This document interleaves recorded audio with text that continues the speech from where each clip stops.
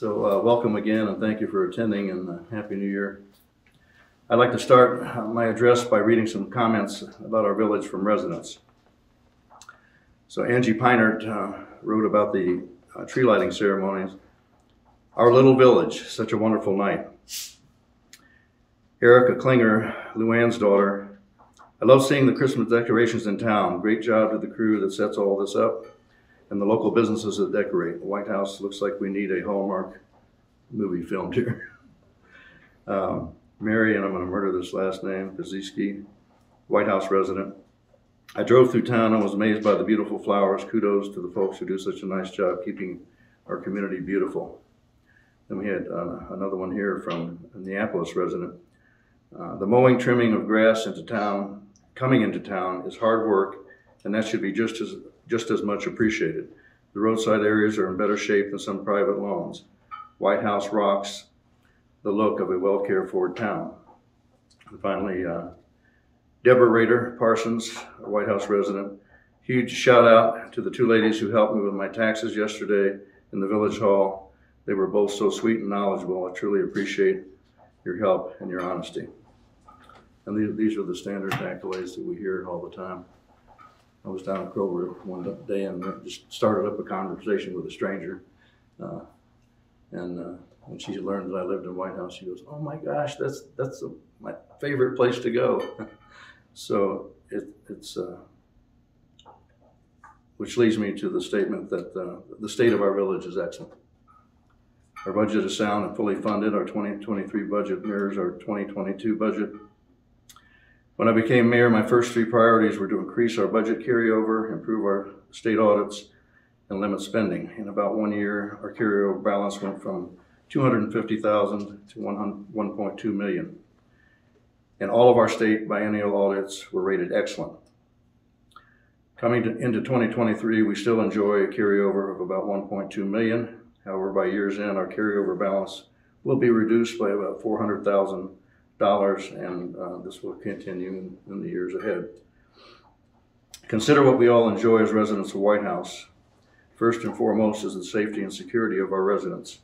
Our police and fire department have received recognition from the state of Ohio for their exemplary service to our residents.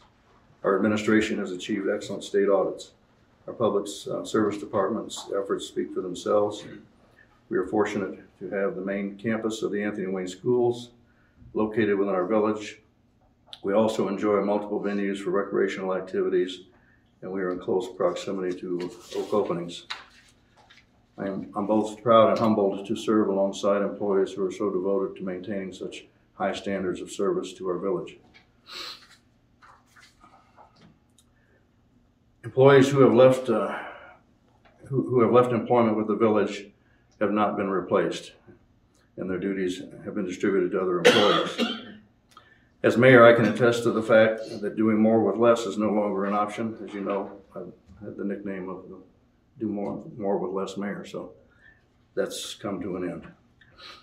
Other employees are reaching eligibility to retire. If they elect to retire, they will have to be replaced. We have not voted an increase to our income tax in 50 years. The need for additional revenue going forward is abundantly clear.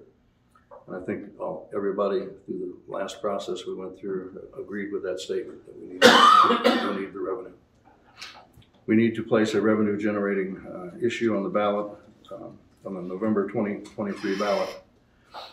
I'm asking council members to begin discussions on a ballot issue at their committee of the whole meeting on January the 10th. Whitehouse is an amazing town.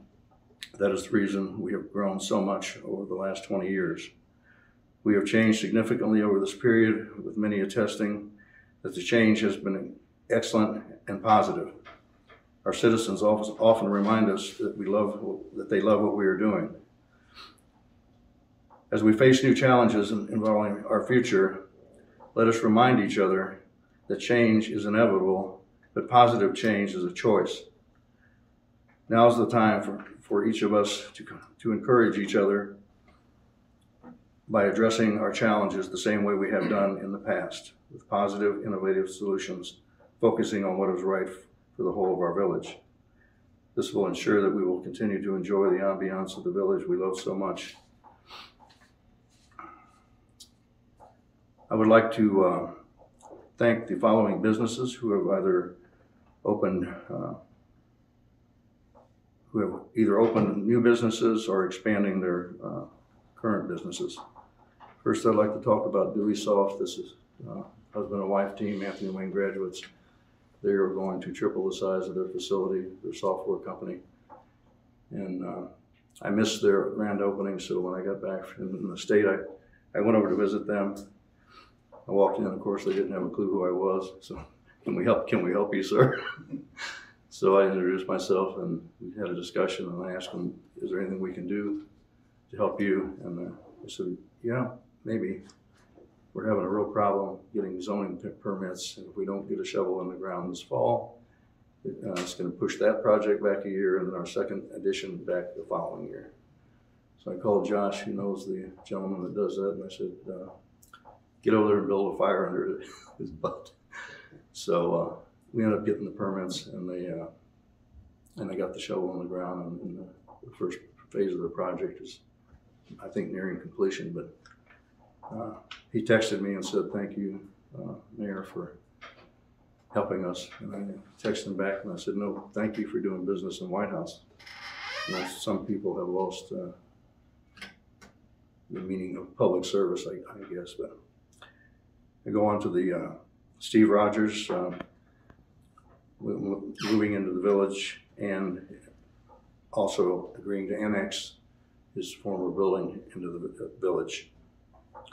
Steve had many accolades about how positive it was to work with Whitehouse and get all that stuff done. Mercy Life Flight moved into his old Ford location. I was there for the opening ceremony there, and Doug, who's the president of Mercy Aviation, shared with me again how positive it was to work with Whitehouse and how positive it was to work with Steve. So it was really a win-win for everybody. We got a new, the Crust Pizzeria opened up, Copper Press Coffee Shop. So you can see that, I mean, that's what we get every time we deal with a business. I haven't seen anything to the contrary since I've been mayor. So I'm very grateful for our staff and helping them solve problems for businesses. I'll mention that, the Crust, yeah. Kevin, when they were having a problem getting their liquor license, so I called Kevin. I said, get with them and get this fixed. So Kevin made some calls down in Columbus, and they ended up getting their liquor license that they were having a problem with. And then finally the Copper Press Coffee Shop. And also, you know, all of our other businesses, every time we ask them to do something, they step up, they help, they donate, they organize, they just, it's always a positive relationship. I would also like to thank our village council members for the excellent job that they do for the citizens here. We don't always agree, but I think all of us are acting in the best interest of the citizens that we serve. First and foremost, I would like to thank the residents who support our schools and village. You are ultimately responsible for making our village a great place to raise families and create such a positive environment that we all enjoy. So that is it. That's all, folks. Thank you.